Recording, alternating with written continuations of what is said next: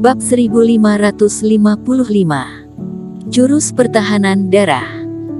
Beberapa energi hitam seperti ular berbisa menyembur keluar dari tubuh pemuda itu. Pemuda itu menjerit, dan tubuhnya tiba-tiba terbelah. Namun yang aneh adalah ketika tubuh pemuda itu meledak terbuka, hanya kulit dan tulang yang putih, tanpa setetes darah pun. Sebuah jiwa lolos dari serangan energi hitam, terbungkus kabut darah pekat, dan naik ke udara.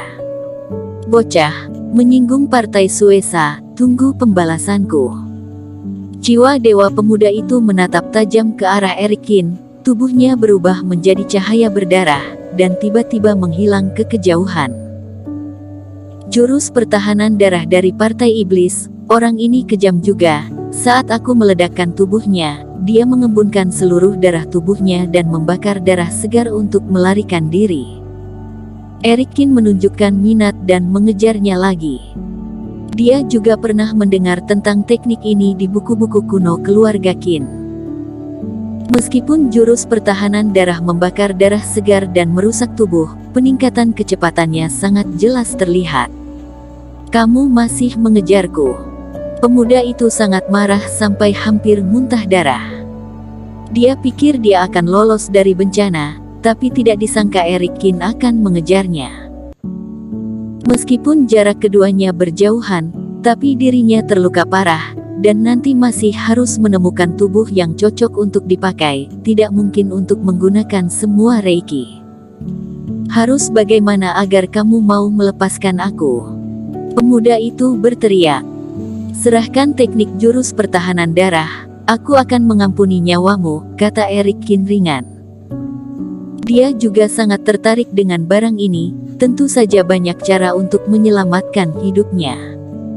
Ini untukmu. Pemuda bermata merah itu mengatupkan giginya dan tiba-tiba melemparkan sebuah slip giok, lalu kabur ke arah lain. Dia menangkap slip giok dan melihat isinya sekilas. Ternyata itu benar-benar adalah jurus pertahanan darah. Sepertinya orang ini ketakutan jadi tidak mempermainkannya. Barusan dia tiba-tiba mengajukan permintaan, asalkan pemuda ini pada hari biasanya tidak selalu membawa beberapa jurus pertahanan darah palsu untuk dimainkan. Jika tidak maka tidak akan ada waktu untuk membuat yang palsu. Erikin menerima slip giok, dan tidak mengejarnya lagi. Namun, kultivator iblis fase transendensi level 6 ini memang hebat juga. Dirinya sudah meremas pil racun, pihak lawan terkena racun pun tidak mati. Diperkirakan dia juga orang hebat di partai Suesa apa itu? Tentu saja, ini juga karena dia harus terganggu berurusan dengan beberapa orang lain, juga tidak mau memperlihatkan semua kekuatannya. Jika tidak, lebih dari 3.000 Sky Eater keluar bersama, maka orang ini tidak akan bisa melarikan diri. Dalam perjalanan pulang, Erikin berkomunikasi dengan Sky Eater dan menemukan bahwa kelima orang itu telah mati di tangan Sky Eater. Dan serangga beracun miliknya ini juga rusak ratusan, ini membuat Erikin sedikit sakit hati. Tapi orang-orang ini semuanya ada di fase transendensi, jadi di tangan mereka pasti ada beberapa barang bagus. Hawam. Tapi saat Erikin sedang berpikir, bayangan hitam tiba-tiba terbang di satu sisi tanah, melewati punggung Erikin. Mata Erikin menjadi dingin, dan pedang Kingtong terbang, memotongnya menjadi dua secara langsung. Binatang buas. Hati Erikin bergerak sedikit saat dia menyaksikan binatang yang mati jatuh ke tanah. Medan perang Gunung Iblis pada awalnya adalah sebidang tanah di dunia dewa. Secara alamiah ada beberapa monster iblis level rendah bahkan binatang buas yang hidup di sini. Namun, diikuti dengan pertempuran antara para dewa dan iblis, konsentrasi Reiki di sini berubah, dan darah dewa dan iblis jatuh. Ini juga membawa perubahan. Kemudian, medan perang disegel dan monster iblis dan binatang buas tidak bisa keluar, dan mereka tinggal di tempat yang kaya Reiki ini. Meskipun tidak melahirkan kebijaksanaan spiritual, tetap pikiran binatang buas. Tapi bertumpu pada naluri, kekuatannya juga telah mencapai fase distraksi atau fase transendensi. Erikin juga telah melihat beberapa binatang buas di medan perang kuno kota kuno Donghuang.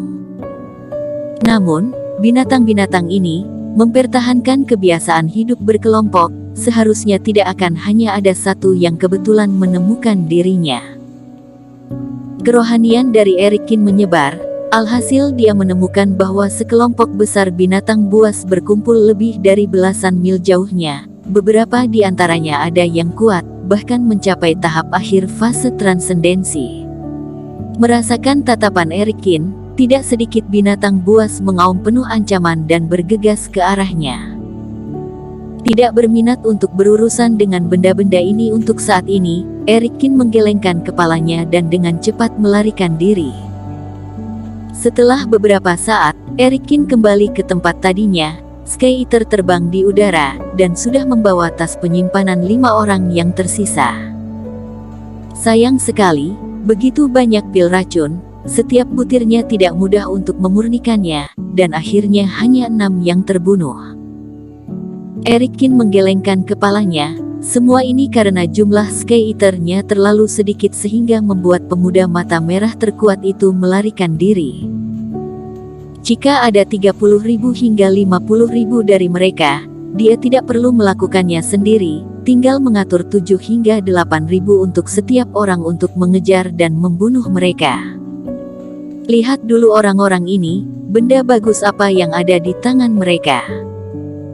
Erikin mencarinya, 6 kultivator iblis ditambah 2 orang yang sebelumnya dibunuh oleh mereka. Total 8 tas penyimpanan, dari dalam tas memperoleh lebih dari 3.000 koin roh emas.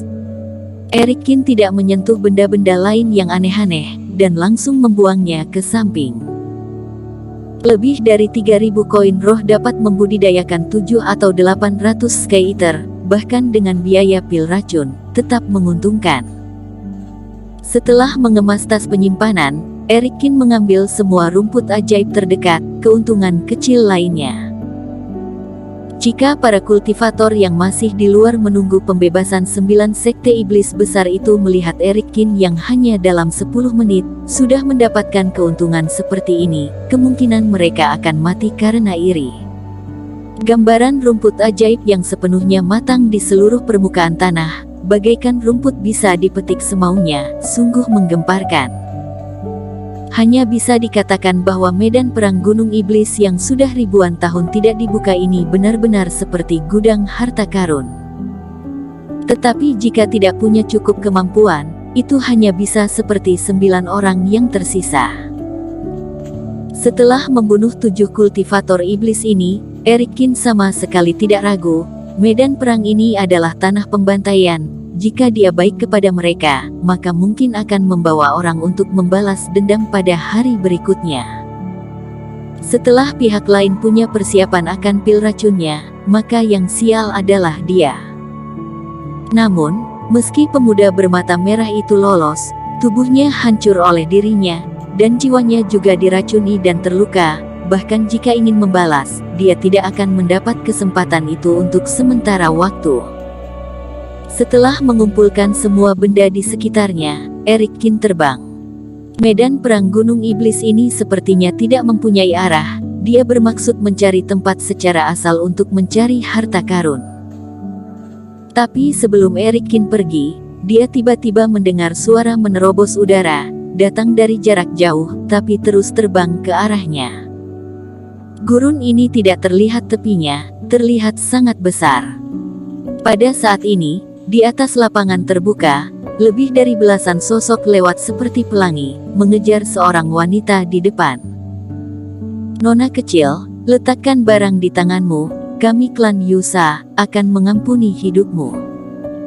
Di antara belasan orang itu, kepalanya adalah seorang pria botak besar.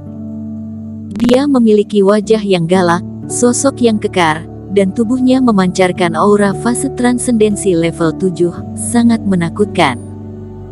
Di belakangnya, ada lebih dari 10 anak buah fase transendensi. Tapi saat ini, tubuh orang besar itu ada sedikit darah, ada luka yang dalam di salah satu lengannya. Meskipun dia telah menghentikan darahnya dengan Reiki, tapi belum sembuh total. Melihat wanita yang melarikan diri tidak jauh darinya, lelaki besar itu sangat marah. Wanita muda inilah yang telah mengambil harta bulat itu dari tangannya. Sampai sekarang, dia hanya memperhatikan reiki dari benda ini, tetapi tidak melihat benda apa itu sebenarnya. Mimpi sana. Peli Wu terbang ke depan dengan wajah dingin. Pedang panjang di tangannya berbalik, dan ribuan cahaya pedang muncul di atas kehampaan, menembak ke arah pria besar itu dan yang lainnya. Bersambung.